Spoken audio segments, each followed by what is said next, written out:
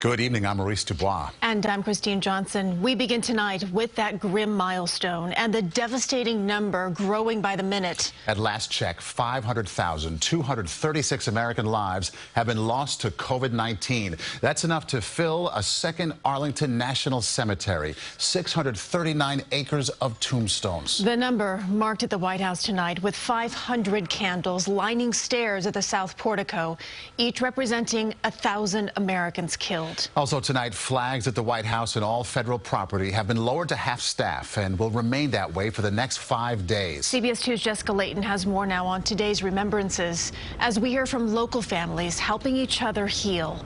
Jessica. Well, Christina, Maurice, for every statistic you just mentioned, there is a personal story. And whether that person died at a hospital or at their home, life will never be the same for the thousands of families left behind.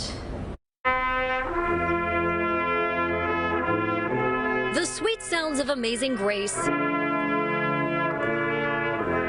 and a somber moment of silence.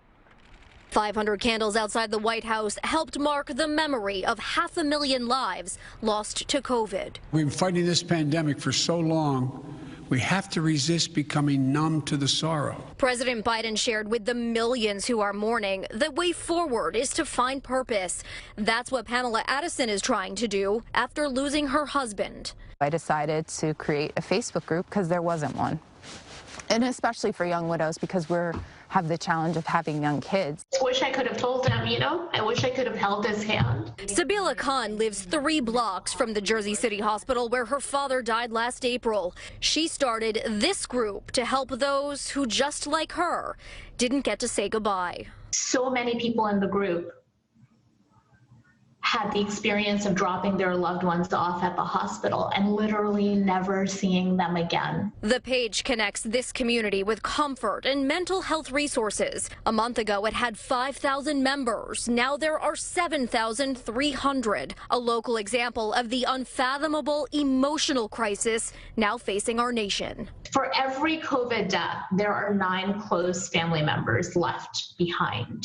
So our country is experiencing a tsunami of grief. We're never going to return to normal. Our loved ones are not coming back after this pandemic.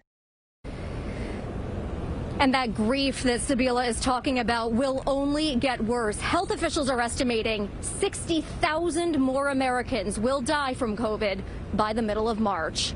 That's the latest live from the West Side tonight. Jessica Layton, CBS 2 News.